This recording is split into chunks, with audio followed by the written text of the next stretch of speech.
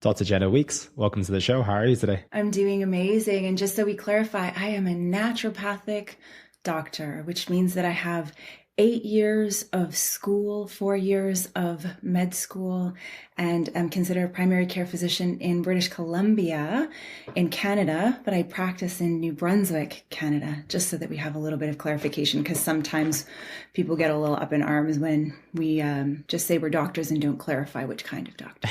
I appreciate that clarification. And I'm excited for today's conversation. I think it's going to be super insightful and open up a lot of doors of interest into a lot of people who maybe have not heard about the concept that we're going to speak about today. So before we do dive into that, you obviously gave us a little clarification on the doctor side of things, but who is Jenna and what is it that you do? Oh my gosh. I have been. Did you ever read the book The Alchemist? Yes, I have read the book, The Alchemist. And The Alchemist is all about finding your purpose in this world. And my purpose in this world is to help humans understand that they have a blueprint inside of them that is unique to them. And this can help us inform why they are not doing so well in the first place and what we can do about it. And after seeing so many patients, after making this my main primary focus in my practice and seeing so many patients come in so unwell and seeing so many transformations that are just miraculous, I can't in good conscience actually keep this to myself. It's not fair. So I have to share. So that's who I am, what I am all about, and why I'm here to talk about this. I love that. And where did it all begin? I imagine this wasn't an interest you had at 5 years old or 10 years old. When did it all start coming about to become this career and this passion, this purpose that you have? I think that it was all meant to be because I actually almost died a couple of times, but one time in particular was a drunk driver hitting me. That's not the important one. And the other one was having off the chart lead and mercury poisoning. That was an accumulation because I'm celiac and I was consuming a lot of rice products, and rice products are very high in heavy metals. And I also have underlying gene mutations, which make it so that I don't get toxins out of my body as easily, which is why myself as a celiac was the one that got sick as opposed to somebody else who's celiac. And so the other thing that I would like to do is I'd like to just acknowledge Dr. Ben Lynch, because he was the one that came to my school when I was in first year med school. And he stood up at our symposium and he said, "This is everything, guys. This is the future." And in my cohort of people, basically no one was paying attention because they said, "We're naturopathic doctors. We're not geneticists. That's somebody else's job." And I was like a meerkat sitting on the edge of my chair, just about falling off, trying to understand anything that he was saying, because I just knew in my gut and my soul that this is really, really, really important. And come to find out, it saved my life. Come to find out, it could have prevented my father's death. And come to find out that this is just everything that I ended up being. So it's wild. Yeah, I think once you get one of those type of insights, it's almost impossible to live your life in any other way. It's like you would be denying your own reality. It's like, well, if I've had this for myself, I realize the power it could have had on my father as well, then I'm not going to miss another opportunity with all the other people I can help with this information. So yeah, I totally can relate with that. And I think it's powerful. I think the thing that's really interesting though is that in our world, there's so many people who have so many gimmicks, and they're like, this is the thing, this is the thing, this is the thing. And this is the hottest new thing, since sliced bread. In my opinion, the reason why this is the thing is because it's the individual's DNA. So in terms of getting down to the brass tacks or the root cause of why something is happening for that individual in the first place, it doesn't get more baseline than that. So it's not a gimmick. It's not a trend. It's not a fad.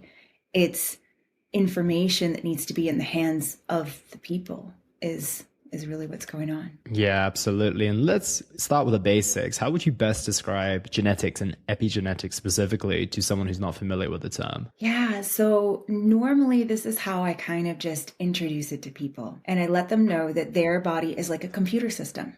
So inside of a computer system, you have code running the show behind the scenes, right? And everybody kind of knows that. And so the code is made up of zeros and ones. And you have maybe a line of code. And in that line of code, if you happen to have a zero where there's supposed to be a one, you might have a glitch. And maybe there's another line of code and another zero where there's supposed to be a one, and that could be a glitch. And maybe another line of code, another glitch, and over on the other side, another line of code, another glitch. So depending on how many lines of code and how many glitches, that will determine how fragged the system shows up on the screen or how it works, right? And so behind our scenes, we have DNA. That's our code. And so our code is made up of A, C, T's, and G's. And I just usually say, forget about that. Just think red ball, blue ball, green ball, yellow ball. And then if you have a blue ball where there's supposed to be a green ball, glitch. Red ball where there's supposed to be yellow, glitch. Okay. So then we go outside of that idea and we think of our body as a giant Plinko board. And if somebody had told me when I was in med school that your body is a giant Plinko board, it would have made my life so much easier. Instead of thinking of it in terms of your liver and your kidney and your organ systems, instead, every single thing in your body is pathways. So in Plinko, you put the chip in at the top and it filters down through and it finds its way to an inevitable end in a certain pathway.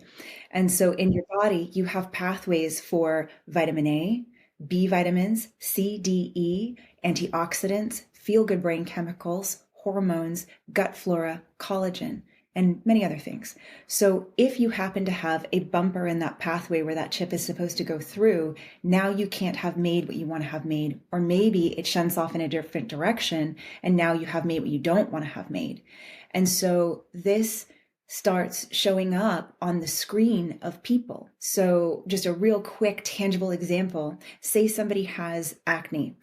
They will almost always have a vitamin A gene mutation, which means that they have a bumper in their vitamin A pathway. Their body's not able to convert beta carotene into active vitamin A, active retinol. So then what does the mainstream medical system do? They give Accutane. And generally speaking, the way that Accutane has been dosed is really high dose for a short period of time, 6 months to a year, and you can't go past that because it can cause liver damage. So what I find out is these people come to me, they still have acne, they've done Accutane, we pop the hood on their genetics and we look underneath and we see, oh, you actually have a little vitamin A gene mutation. Well, let's supply your body with what you've been missing all along at a low dose and see what happens. So now your body can do skin cell turnover, which is what vitamin A does, right? And it also plays into eyesight and it plays into dandruff, eczema, psoriasis, dry eyes. So my patients that come in with dry eyes and they've been on eye drops for 12 years come in and within 3 weeks, they no longer have dry eyes because we finally found where the problem was coming from. This is why I have to speak about all this. Right? Yeah.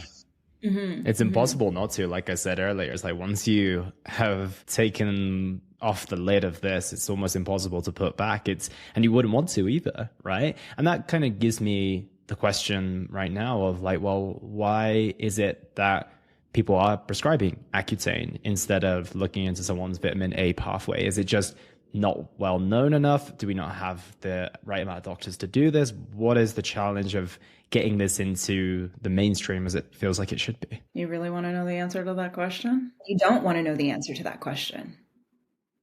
You don't want to know that there are patents on information that can help heal people, because if that patent wasn't there owning that information, then that information could get out. And then it would mean that the people who are owning those patents to suppress that information wouldn't be making money on the things that they're making money on. Right? So that, and look, I'm taking a risk, to be honest. I am really, but I have to. I'm willing to risk what I need to risk to help people be healthier and happier on this planet. But yeah, there's a lot of, it's a well-known understanding now, thank God, that there are many entities that don't want people to understand how to be healthy in their own bodies, which is wholeheartedly, unbelievably wrong on every level. And I hope that justice is served. And I hope that people know that they have the power to serve the justice, because there's more of us than there are of them. And how long do you think realistically that shift is going to take to actually take place? Because I've actually spoke to quite a few medical professionals now, and you're not, unfortunately, you're not the first person to say that, obviously there's no money in like people being healthy, right? There's money in care, not healthcare, if you know what I mean. So realistically, it's not news to me that people want to keep that information hidden so that they can continue to give kind of treatment or cell treatment that is not actually as effective, that keeps people kind of semi-sick, but feels like they're getting better and continues to profit off that. So how long do you think that shift will realistically take? Yeah, how long do you think it will take to take place? Because of a lot of the time I speak to people, they feel that maybe sometimes we're decades off, sometimes we're just some years away from it. It depends on the optimism of the person and maybe the realistic, but I'm curious to get your take on that. Here's my take on this. We are all powerful creators. We have been told that our ability to create is outside of us, that something else is more powerful than we are. When we say, I get to create the reality I want to live in, and we start making the choices that reflect what we want to see and live in and feel and be, and we don't allow for other choices to be made for us because we bring that knowledge back to ourselves that we get to choose, that's when we'll shift. So I hope any human listening to this right now knows that they have the power to create good in this world and to take ownership of that and to step into that and to build that into their life daily, into their relationships, into their community, and just do that. That's when it'll shift. I like that. And let's give the listeners a little bit of information about why this is so powerful. Obviously, like you mentioned, taking something for your vitamin A pathway versus taking an Accutane could be a much more effective solution to acne. But let's talk about some of the other very, very common things that people go through. So, for example, let's say digestive issues. They seem to be something that I would say that almost any person you encounter in the street might tell you that they have some form of chronic bloating or IBS or something along those lines. How can our understanding of epigenetics help us with navigating those compared to maybe the traditional advice that we would get? Maybe we would take certain indigestion tablets, or we would take digestive enzymes, or would do X, Y, or Z. Tell us what we can do with that information based on what we would typically be prescribed. Are you ready to have your mind blown? Always. Okay, let's go there. So there's two genes that I'm always looking for, two patterns of genes that I'm always looking for whenever I'm working with somebody who has digestive issues. And the first one that I'll talk about is called a FUT2, fucosyluramide transferase gene mutation. So you just think of like 2 feet, FUT2. Okay. So essentially what this is I usually draw a little picture where I show people the spongy finger-like projections that are the inside of their intestinal wall. Kind of looks like one of those spongy bath mats that you have these days with the little finger-like projections sticking up. So that's the inside of your intestinal wall. And then I usually draw the picture where I show kind of a Pac-Man looking thing up in the sky and above it. And then I also draw little microbes above the finger-like projections above the side of the intestinal wall. And so what's supposed to happen is you're supposed to secrete from your red blood cells, that little Pac-Man up in the sky, you're supposed to secrete a carbohydrate. And that carbohydrate is a sugar that feeds your gut microbiome, right? And so if you are a FUT2 AA non-secretor, then you don't make that carbohydrate that feeds your gut flora. And so you won't have gut flora. And when you don't have gut flora, then your intestinal wall will not function properly. It can become gapped. You can get leaky gut. It can become inflamed, so nothing is getting in and you're blocking your nutrients. It can become kind of defunct and so kind of scrunched up. So it's just basically not working well at all. Peristalsis is change. So that's the rhythmic movement that moves food along inside of your intestines. So 9 times out of 10, when people come to me and they have IBS, we'll do this test. We'll look and we'll see if this is what's the underlying cause. And most of the time it is. And then they'll say to me, well, I've tried probiotics before. And I'm like, And what they did is they just slid right down the water slide of your intestines and went right back out because there was nothing to feed them, nothing to anchor on, nothing to keep them there. So then what we do is we provide them with the specific types of prebiotic, and then we provide them with specific type of probiotic for a certain amount of time, and then we switch it up and we use a combination. And generally speaking, I had a 50-year-old man come back to me and he said, oh my gosh, for the first time in my entire life, I'm pooping every day, 2-3 times a day. And that's normal, everybody. In case everybody wants to know, no one actually knows how much you're supposed to go to the bathroom. if you eat 2-3 times a day, you should be going to the bathroom 2-3 times a day. So that's just one little miracle in terms of understanding the gut, because when you go, IBS is generally a diagnosis of exclusion where they can't figure out what's going on. So they're like, oh, you have IBS, but IBS is what's happening. It's not what's going on, right? So it's just a name for something that's going on. So then we go, well, why? What's going on?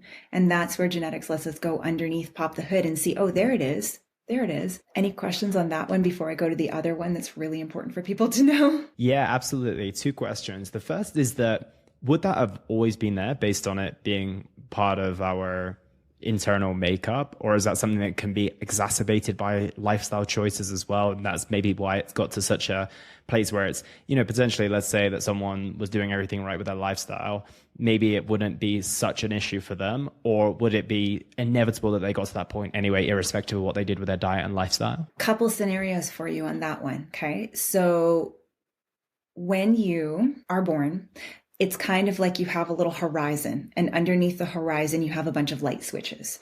Just because you're born with the light switch doesn't necessarily mean that it's on. So just because you're born with a genetic mutation doesn't necessarily mean that it's active.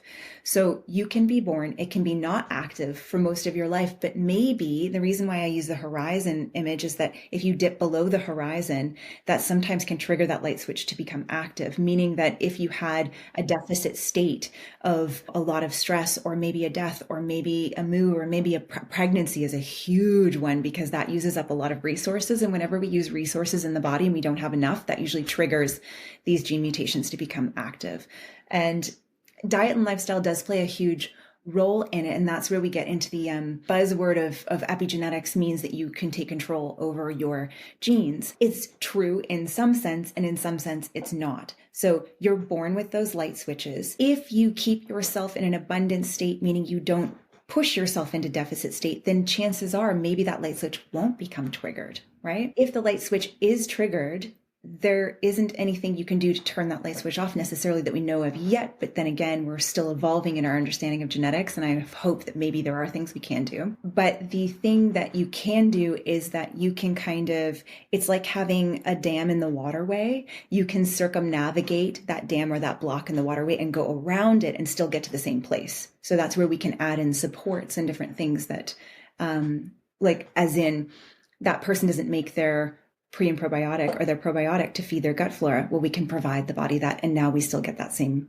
result out of it. Does that answer your question? No, that totally does. And then long term, once the gut flora is back into a good place, is there a chance that we can start populating our own gut by ourselves? Can that restart itself again, or we always need support? At this time, the understanding is that you would generally continue to need support. However, what I usually tell my patients is that right now you're coming to me and you're probably in a deficit state. So what we're going to do is we're going to get you into an abundance state, which means taking something every day, roughly twice a day sometimes. And then we're going to take you to a maintenance, which means that yes, you have this gene. It's like walking into a doctor's office, and if you have a leg length inequality, you wear a lift in your shoe for 3 months, you're not fixed, right? You don't take it out after 3 months and go, oh, I'm fixed, right? You get a little more balance in your hips, which means that the leg length thing might be a little shorter next time you go in. So what we do is we provide maintenance doses. So maybe instead of taking something every day, maybe it's every second day or every third day, or maybe there's a way that you can pulse it so that you can learn that this is what's going on with my own body. This is what's my thing. So now that I know that, I can kind of provide it what it needs a little bit, and then pull off the gas and then see how I do, and then put my foot back on the gas and see how I do. So I can find my sweet spot for dosing for me, right? Now that I know what the problem is.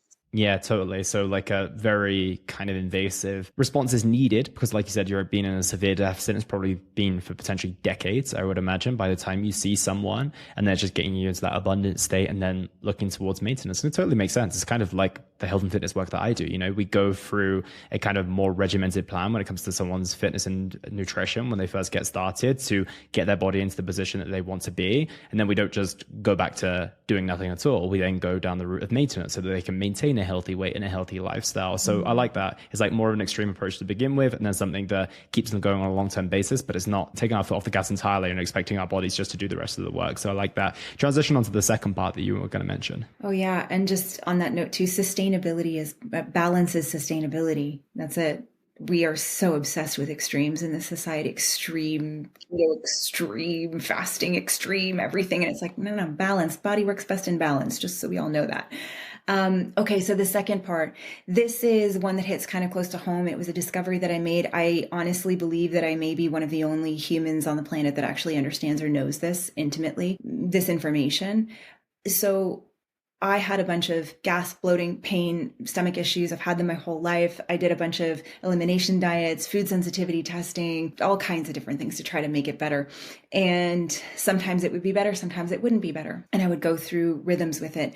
And I was in a period where it was not so great. And I said, gosh, what am I missing? What am I missing? And I went back to my genetics and I saw I have a double collagen gene mutation. And previously to that, whenever I had done these reports with people, it would be that I would see the collagen gene mutation, and next to it, it says, these people may have problems with their tendons and ligaments. They may have tendon and ligament injuries that last longer and don't heal as easily. And I was like, okay, well, that is me too, interestingly enough. But I didn't really think to do anything about it. But then I thought, wait a second, where else is collagen in the body? Okay. So I looked it up. I did some more research on it. Well, guess what? 98% of your intestinal wall is made up of collagen. So here's how it works. Collagen is supposed to be a nice, strong, cross-linking fiber. For those of you who are listening and you can't see, I have my hands crossed over now, like I'm holding hands with myself and then trying to pull my hands apart. And it's supposed to be nice and strong. It doesn't pull apart. But when you have a collagen gene mutation, what can happen is your collagen isn't made properly. And so then your collagen looks more like lattice and it's got little holes in it and it's not as strong. And so that can lead to so many issues. It can lead to chronic leaky gut. What does chronic leaky gut lead to, everybody? Chronic leaky gut leads to fibromyalgia. It leads to rheumatoid arthritis. It leads to thyroid issues. It leads to autoimmune issues. So once I figured this out, I started supplying my body with the building blocks to supercharge my collagen. And within 3 weeks, my gas, my bloating, my pain, my problems just stopped. And I was like, oh boy, I'm onto something here. Okay. And so I started doing this with my patients and I lost track after the first 3 months. But in the first 3 months, strangely enough, I had 3 people in each category come back.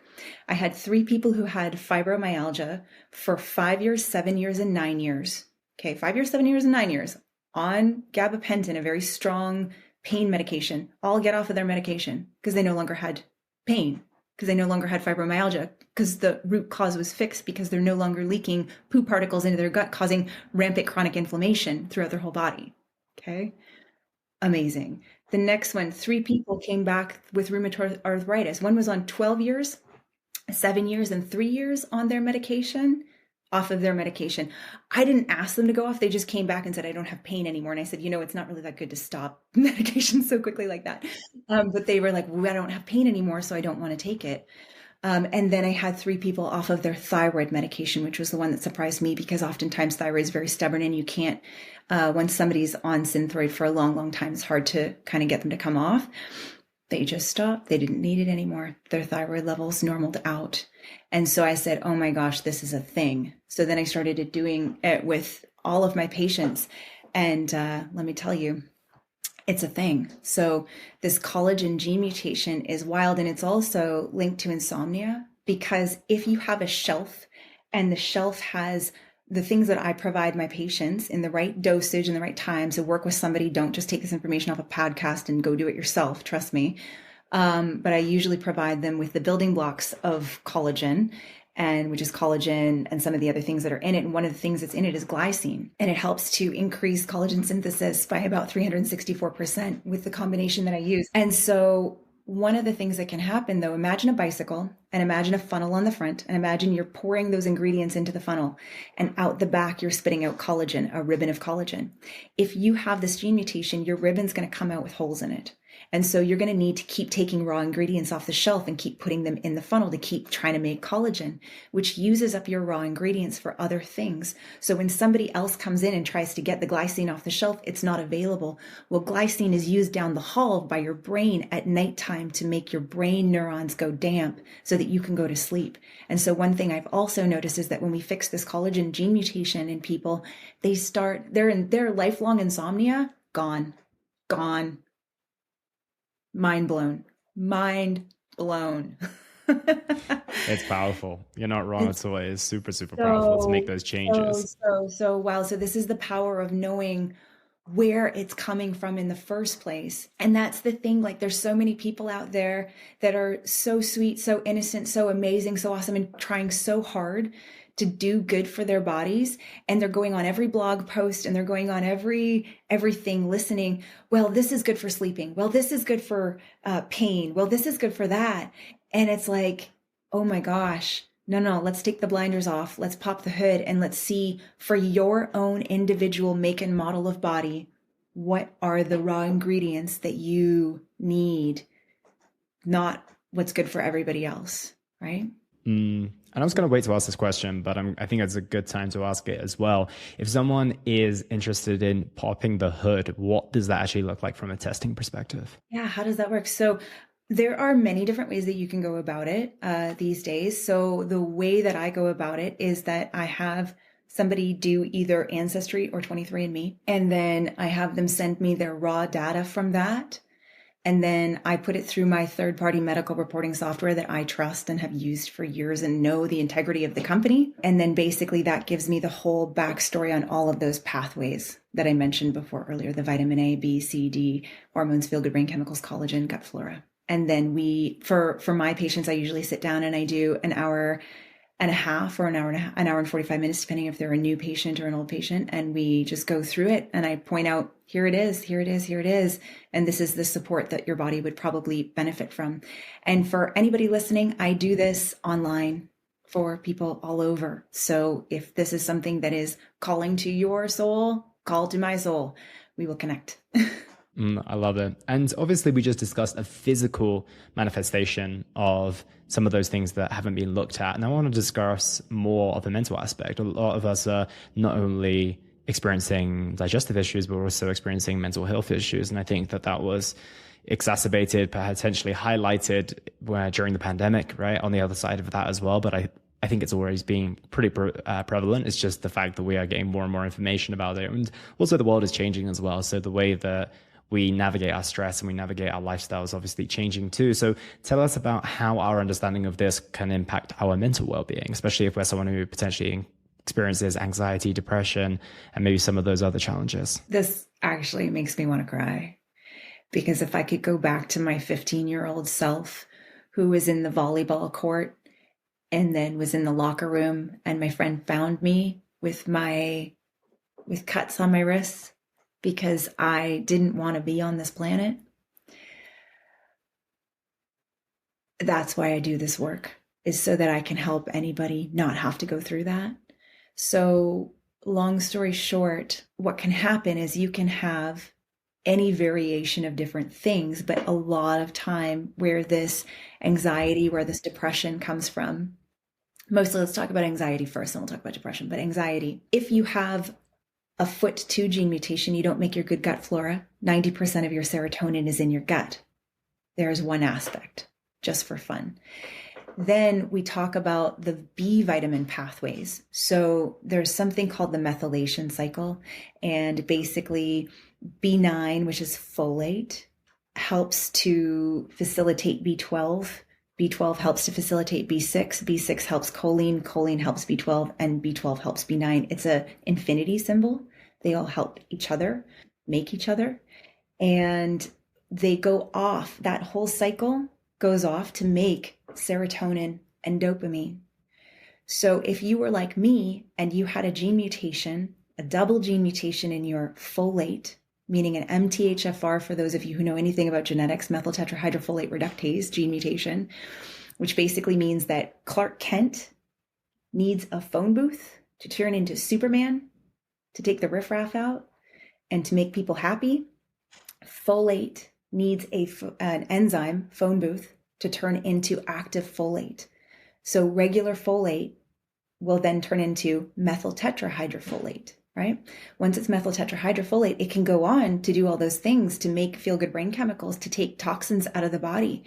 So if you don't have that available to you, and you also have other B vitamin gene mutations like I do in my B12 and my B6 and my choline, then that whole cycle, that whole revolution of that infinity symbol, when it does a revolution, I don't make methyl groups, means I don't bind to toxins in my system. My DNA doesn't get turned on and off properly.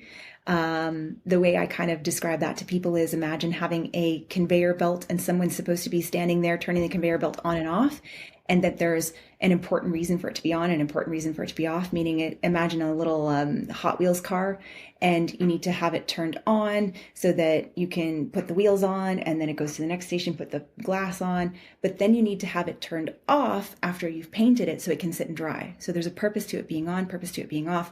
But if you don't make your methyl groups, which is the one who's pulling the lever on the conveyor belt, it's like your person who is supposed to be pulling the conveyor belt showed up drunk, right?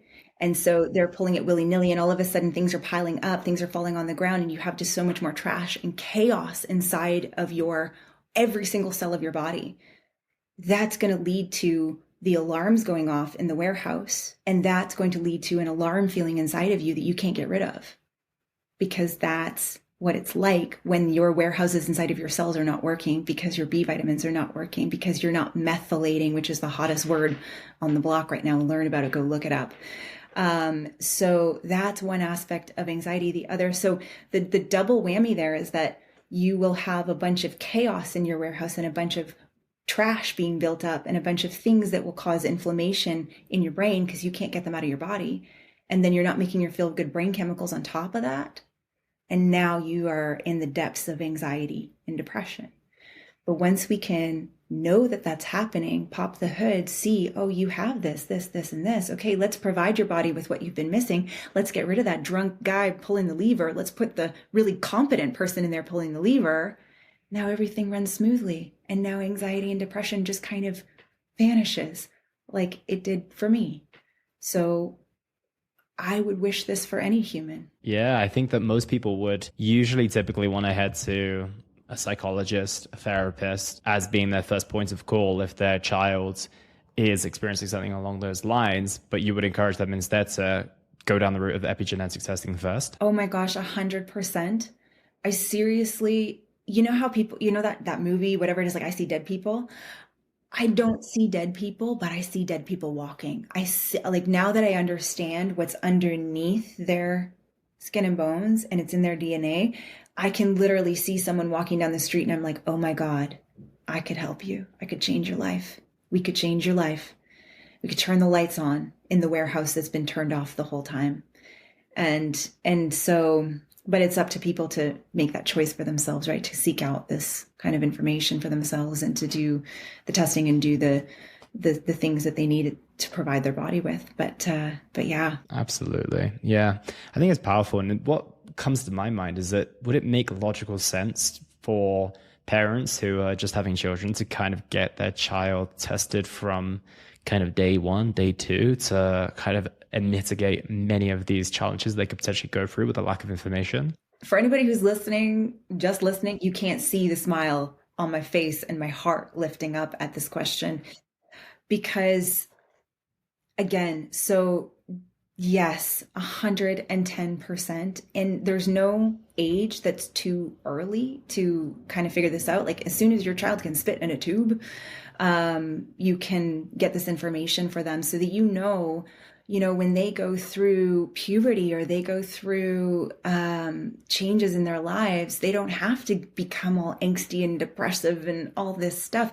And the reason why I say that is because about 40, 7% of the population has this MTHFR gene mutation. It has gene mutations in their B vitamins, which then lead to feel-good brain chemicals.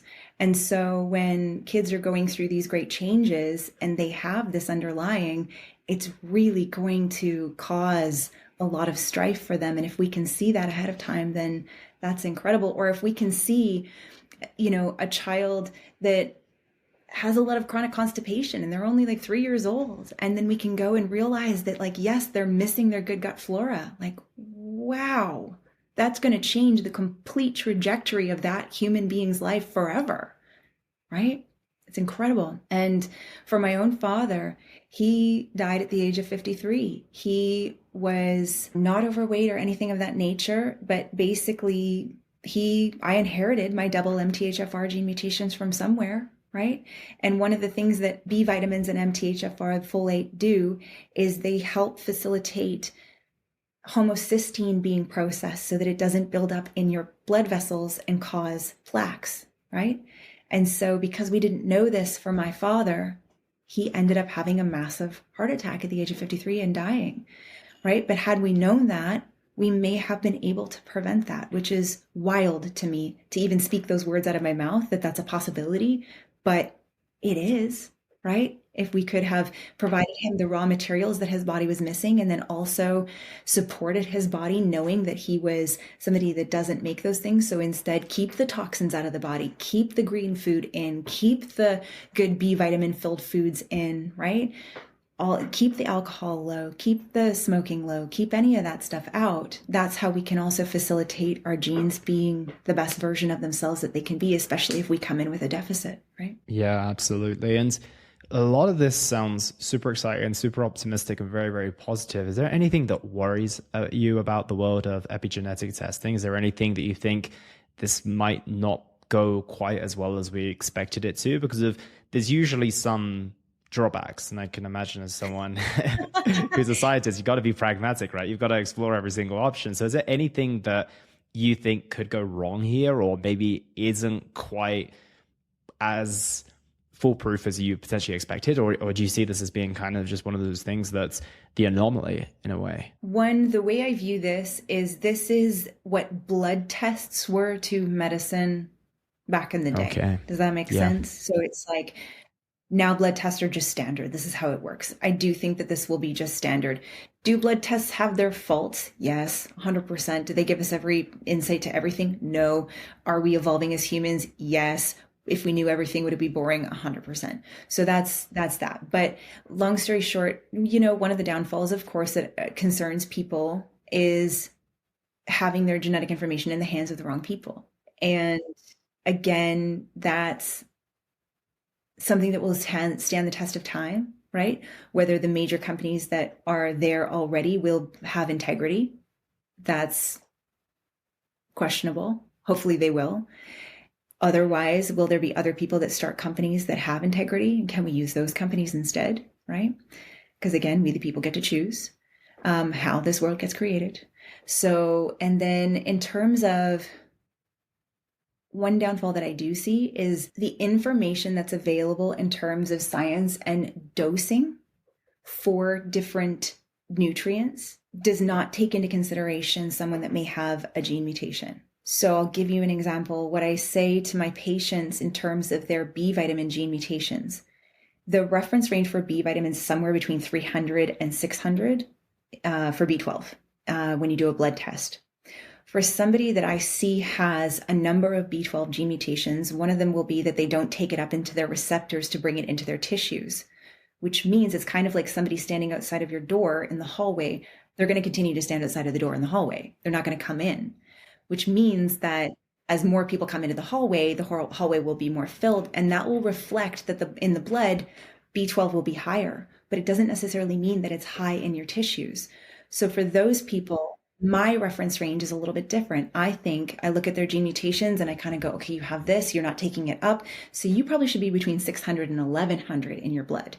So that's kind of a discrepancy that I can see being possible, is that we haven't reached the threshold of understanding what the safe or proper dosing is for people with genetic mutations yet. And then that can also pose a problem because we don't know all the ins and outs of what can happen if we do dose a little bit higher because somebody's in a deficit state, right? Yeah. Naturally in a deficit state. That definitely makes sense, because that comes to my mind something along the lines of blood test and testosterone, right? If you just have a testosterone test, it might say, testosterone is present and, you've got a bunch of it in your system, but then you actually look at your free testosterone, or, when it comes to the fact of where it's being sent to and how it's being utilized in your body, or on a lower range, which is in the range, but someone actually not feeling good. So there's also those gray areas of not knowing whether presence actually means that it's actually impacting that person in a positive or a negative way or not. So that definitely makes sense.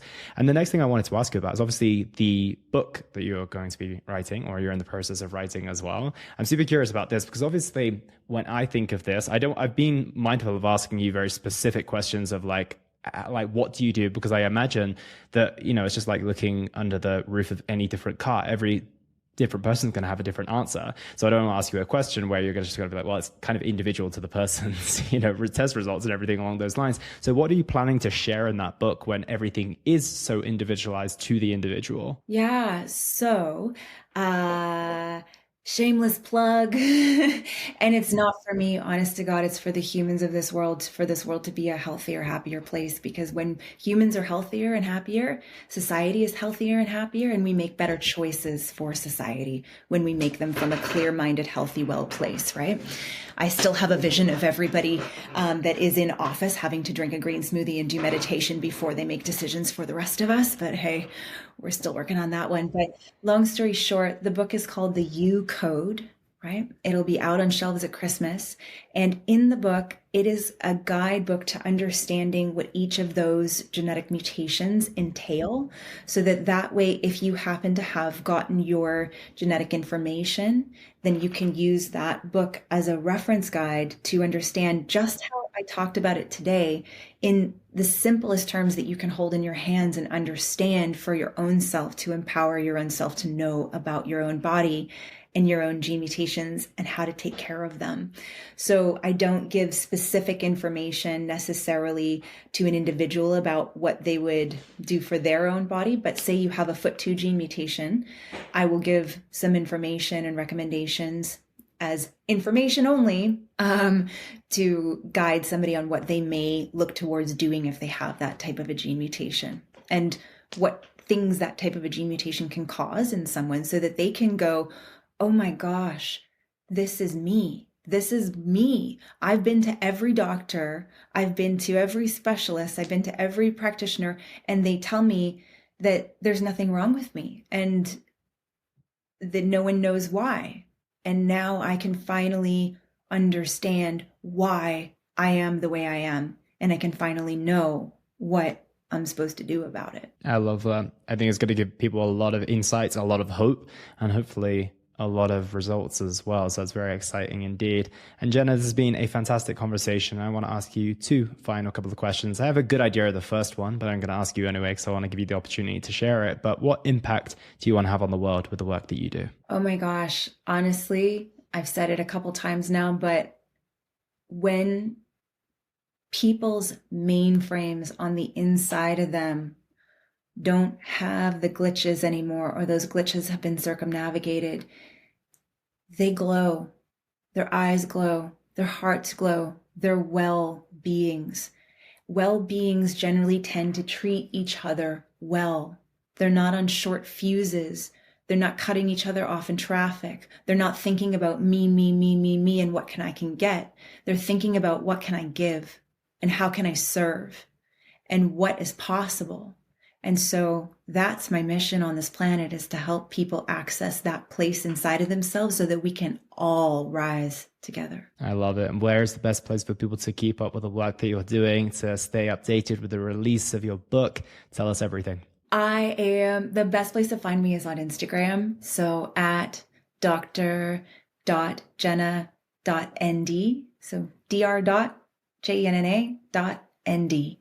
And you can also find me on Facebook too. That's a way to access me if you need help doing anything with your genetics and you'd like to do an appointment with me. That's a possibility.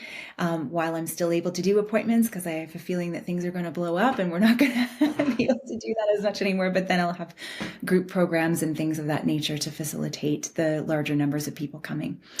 So yeah. Amazing. And you're able to be reached internationally as well, if I'm not mistaken. Yes, yes. I have people sign an international waiver form, basically absolving me of liability because of insurance issues. If they are willing to take full 100% responsibility for their own health and care, I'm willing to be a guide. Amazing. Jenna, thank you so much for your time today. It's been an amazing and insightful conversation. Oh my gosh, Elliot, thank you so much for what you're doing in the world to facilitate myself and other people to have voices to help this world be a better place. Really awesome. Great work. Thank you so much. Really appreciate what you're doing.